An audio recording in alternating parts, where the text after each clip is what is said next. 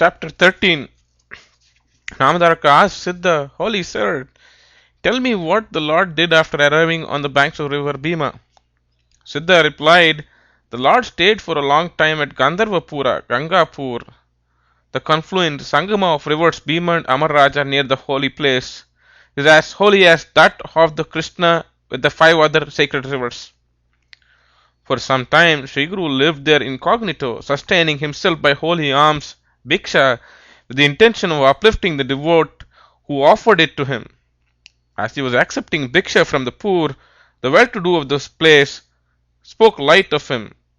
As the sun continues to shine bright and cause daylight even when hidden behind the clouds, and as musk continues to give out its perfume even when it is concealed in a box, it was impossible for the Lord's divine attributes to be hidden from the folk for long. One day the Lord went to the threshold of a poor Brahmin for alms. There he saw a very old she-buffalo, barren she-buffalo, and asked the lady of the house for its milk. The household wife said, Sir, we have been using the buffalo to carry loads, for it's barren and it does not yield milk. Sri Nrsimha Saraswati laughed and said, Mother, do not tell me lies. Finding no other way, she fetched a vessel and milked the buffalo, just to show the master that her words were true. Lo, milk flowed plentifully from its udders. Amazed at the strange transformation in the creature, she boiled the milk and offered it to the Lord. The latter drank of it with gusto and left for his abode on the banks of the river. The master of the house, having heard of the powers of Lord's words, at once proceeded to the Sangama along with his wife, worshipped him, and received his blessings. The servants in the Brahmin's house came to the next morning and were amazed to see the old barren buffalo yielding milk. The news flashed across the land and reached the ruler of that religion. The latter ascertained it from the Brahmin and visited the hermitage of the Lord, along with his royal retinue. He then approached Sriguru and prostrated to his feet. Even at the very sight of the Holy One's divine form, the king's heart was fired with devotion. As tears of joy and love trickled down his cheeks, he submitted in a quivering voice, Sir, I am your humble slave. May you bless and protect me. The Lord said, O Prince, I am a sannyasi. I live and move about in this wilderness and survive by begging food from others. Why have you, a wealthy, powerful prince, come to me? What can I do for you? The chief said, Sir, you are the supreme spirit, just sporting in a human form and not really a common mortal. I request you to grace my city and sanctify it. Sriguru acceded to the request, sat in the royal palanquin and set out. The chief personally served him, held the royal umbrella over Sriguru's head and fanned him as the royal procession moved on. The royal attendants sounded drums and trumpets all along the way. The chief walked by the side of the palanquin as one among the royal attendants.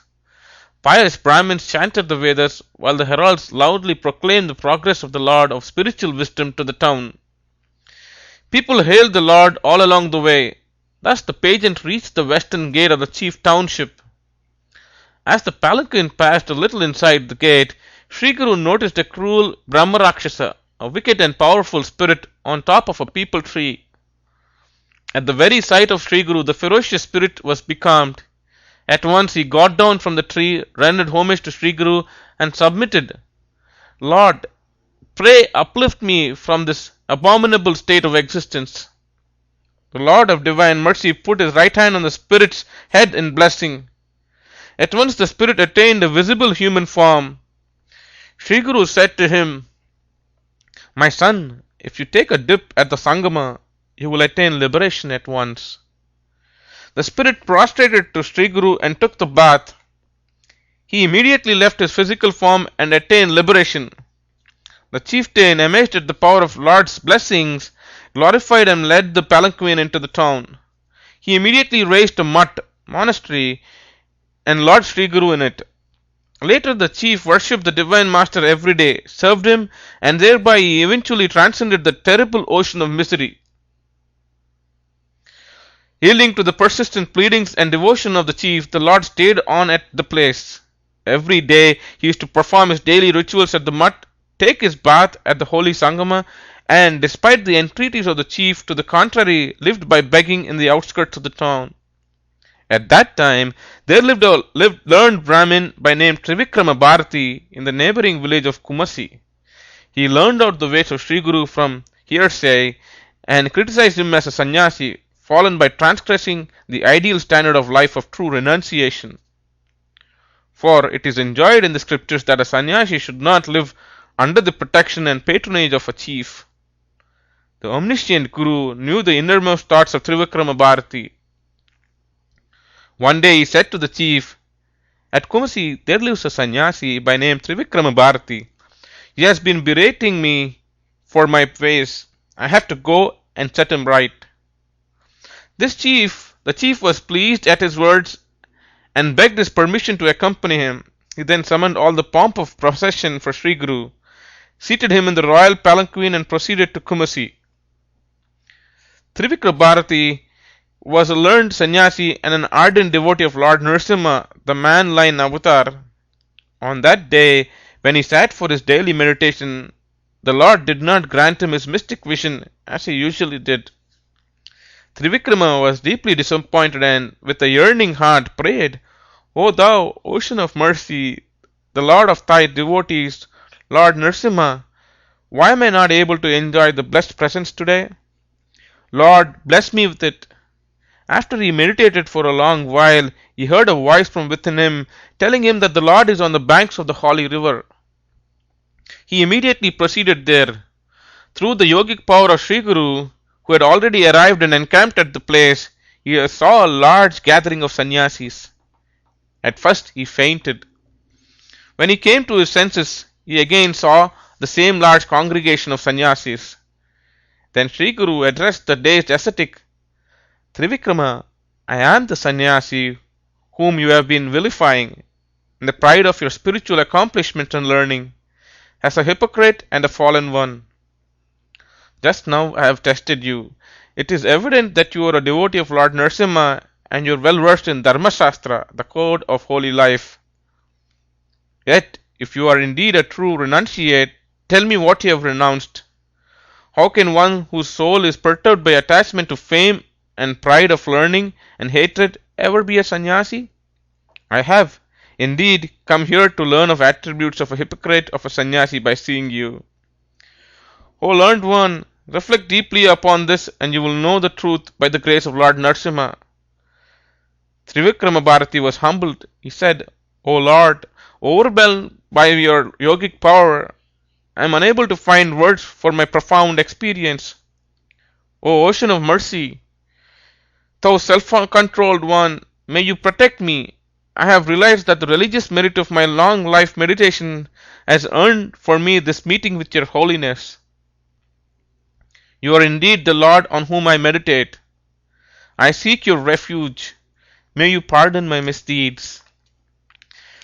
Pleased with the candor, newfound humility, and repentance of Trivikrama Bharati, Sri Guru granted him the sight of his real divine form.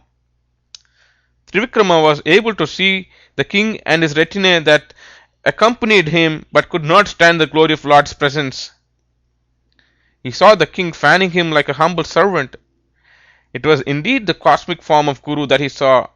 Sri Nrsimha Saraswati then said, "Trivikrama, I have granted you the blessed vision of my divine form, which cannot be attained even through prolonged cultivation of mystic vision, for I am pleased with your devout practice of jnana." The next moment, the humbled sannyasi once again saw the mortal form of Sri Guru in front of him. Emerging from the mystic vision, Trivikrama sang in praise of the Lord, "O thou spirit of the universe, indeed I haven't meditated on you with a heart, body or mind that are pure enough. I even vilified you. Yet you have graced me and I am blessed indeed.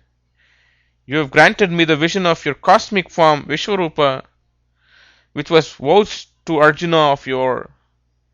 O Hari, I am drifting away in the ocean of nescience. Pray carry me in the dark bark of wisdom to the shore of true being."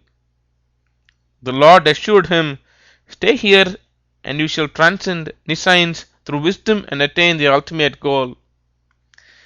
Again the Lord returned to his monastery with all the retinue, and there he expounded the path of Karma Yoga to his devotees.